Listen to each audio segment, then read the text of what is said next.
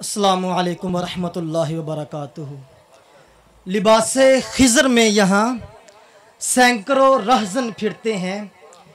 लिबासे खिज़र में यहाँ सैकड़ों रहज़न फिरते हैं। जीने की अगर ख्वाहिश है तो पहचान पैदा कर। बिस्मिल्लाहिर्रहमानिर्रहीम। अल्लाह कुरान में फरमाया व इबादुर्रहमानिल्लज़ीना यमशूना अलल अर्दी हौना व इज़ा खातबहुमुल जाहिलूना क़ालू सलामा। फरमाया कि अल्लाह के बंदे वो हैं जो ज़मीन पे आजिज़ी से चलते हैं, और जब उनसे जाहल मुखातब होते हैं तो वो क्या करते हैं? आगे से फरमाया यमशूना अलल अर्दी हौना व इज़ा खातबहुमुल जाहिलूना क़ालू सलामा। जब जाहल उनसे मुखातब होते हैं तो उन्हें सलाम कहते हैं और गुज़र जाते हैं। तो फरमाया कि अल्लाह के बंदे जो हैं वो ज़मीन पे आजिज़ी से चलते हैं। हज़रत शेख शिबली अलैहि रहमा वो महफ़िल में खड़े थे और वाज़ कर रहे थे, दर्स व तबलीग दे रहे थे और लोगों को बता रहे थे, लोगों अल्लाह का ज़िक्र किया करो। अल्लाह का ज़िक्र करने से जो मुर्दा दिल है ये तरोताज़ा हो जाता है। तो उसी महफ़िल में एक फ़लसफ़ी बैठा था, अबू अली सैना, बड़ा नाम है फ़लसफ़ी में उसका। तो कहने लगा मैं इस बात को मानता नहीं हूँ कि अल्लाह का नाम लेने से दिल की दुनिया बदलती है, दिल तरोताज़ा हो जाता है। ये तो अकल में शऊर में बात ही नहीं आती कि किसी चीज़ का नाम लेने से दिल साफ़ हो जाए, किसी चीज़ का नाम लेने से दिल का ज़ंग उतर जाए। कहता मैं मानता ही नहीं हूँ। फ़लसफ़ी था, अकल के बल बोते पे सारे फैसले करता था। एक बहुत बड़ा नाम है उसका, अबू अली सैना का। तो शेख शिबली ने बड़े उसे दलाइल दिए, समझाया, बताया कि नहीं, अल्लाह के नाम में वो ताकत है, वो पावर है कि ये मुर्दा दिलों को ज़िंदा कर देता है। दिलों पे जंग लग जाए तो उसको पाक और साफ़ कर देता है। हर चीज़ का जंग उतारने के लिए कोई ना कोई चीज़ होती है। लोहे का जंग उतारने के लिए रेगमार होता है, पत्थर का जंग उतारने के लिए तेज़ाब होता है, लेकिन जब दिलों को जंग लगता है तो इनका जंग उतारने के लिए अल्लाह का जिक्र है। अल्लाह का जिक्र करने से दिलों का जंग उतर जाता है। तो बड़े उसे दलाइल दिए, नहीं माना। कहता नहीं, ज़हन में तसव्वुर में बात आती ही नहीं कि अल्लाह का नाम लेने से दिल की दुनिया बदल जाए, दिल साफ़ हो जाए, दिल पाक हो जाए। तो शेख शिबली कहने लगे अच्छा नहीं मानता। कहता नहीं मानता। तो फरमाया तू तो है ही गधा। जब उसे गधा कहा ना तो उसके चेहरे का रंग बदल गया, सुर्ख हो गया कि बड़ी मजलिस में मुझे गधा कह दिया। मेरा नाम है, लोग मुझे सलाम करते हैं, अबू अली सैना एक नाम है, इतने लोगों का मजमा है, आपने मुझे गधा कह दिया, कोई बात करने वाली। तो शेख शिबली कहते मसला हल हो गया। गधे का नाम लेने से तेरे चेहरे का रंग बदल सकता है, अल्लाह का नाम लेने से दिल की दुनिया नहीं बदल सकती, दिलों के रंग नहीं बदल सकते।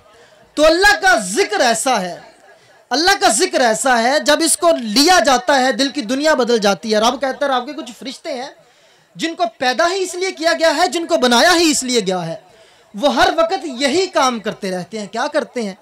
वो अल्लाह के जिक्र की महफिलें, मजलिसें तलाश करते रहते हैं कि किस जगह पे अल्लाह का जिक्र हो रहा है, किस जगह पे अल्लाह के जिक्र की महफिल सजा के दीवाने बैठे हैं।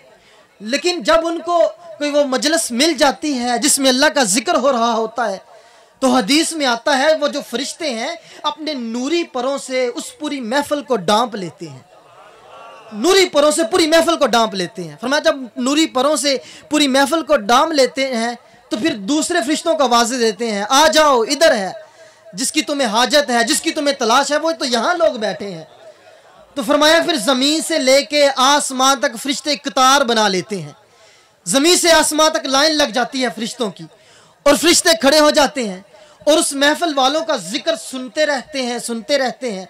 जब वो जिक्र करके महफिल ख़त्म हो जाती है, हदीस में आता है वो फरिश्ते पलट के अल्लाह की बारगाह में हाजिर हो जाते हैं। फिर रब सब कुछ जानने के बावजूद उनसे पूछता है फरिश्तों कहाँ से आ रहे हो? अर्ज करते हैं मालिक तेरे बंदे तेरी महफिल सजाए बैठे थे, तेरा जिक्र कर रहे थे, उनके पास से होके आ रहे हैं। फरिश्तों अच्छा मेरा जिक्र कर रहे थे? हाँ मालिक तेरा जिक्र करते थे। तो फरिश्तों मुझसे कुछ मांगते भी थे? मालिक हाँ तेरी जन्नत के तलबगार थे, तेरी जन्नत के तलबगार थे, जन्नत का सवाल करते थे, तेरी जन्नत को मांगते थे। फरिश्तों उन्होंने मेरी जन्नत को देखा है? मालिक नहीं, तेरी जन्नत को उन्होंने देखा नहीं, लेकिन सुना है, तेरे महबूब ने फरमाया है, तेरे कुरान में पढ़ा है कि जन्नत होगी, लहलहातियाँ खेती होंगी, उसमें दूध और शहद की नहरें बहती होंगी, शराब तहूर होगा और उसमें कस्तूरी के ज़मी होगी और उसमें खूबसूरत महल होंगे। मालिक तेरा दीदार होगा। मालिक उन्होंने सुना है, देखा नहीं। फरिश्तों अच्छा, फरिश्तों किसी चीज़ से पनाह भी मांगते थे? हाँ मालिक तेरी जहन्नुम से पनाह मांगते थे, उससे खौफ खाते थे। फरिश्तों उन्होंने मेरी जहन्नुम को देखा है? मालिक नहीं, उन्होंने तेरी जहन्नुम को नहीं देखा। फरिश्तों अगर मेरी जहन्नुम को देख लेते तो मालिक और रोते और गिड़गिड़ाते और तेरी जहन्नुम से पनाह मांगते। फरिश्तों गवाह हो जाओ, मैंने उनको जहन्नुम से आज़ाद कर दिया, आज़ादी का परवाना दे दिया, जन्नत भी उनको दे दी। जब सब कुछ मिल गया फिर फरिश्ते अर्ज करते हैं मालिक वो जो महफिल सजी थी तेरे जिक्र की, तेरे बंदे जो महफिल सजा के बैठे थे, उनमें एक शख्स ऐसा था जो महफिल में नहीं आया था, मालिक पास से गुजर रहा था, किसी काम की गरज से वहां बैठ गया। वो इस नियत से नहीं आया था, महफिल में बैठने के लिए नहीं आया था, ऐसा ही गुजरता गुजरता मालिक वहां पे बैठ गया।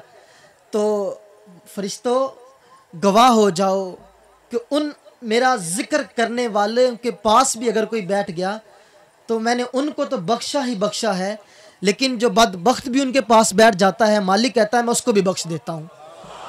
तो जो अल्लाह के नेक बंदे होते हैं, जो उसका जिक्र करने वाले होते हैं, जो उसके साथ मोहब्बत करने वाले होते हैं, हदीस कहती है, रब फरमाता है कि उनके पास बैठने वालों को भी मैं बख्श देता हूँ। वाखिरु दावाना अनिल हम्दुलिल्लाहि रब्बिल आलमीन।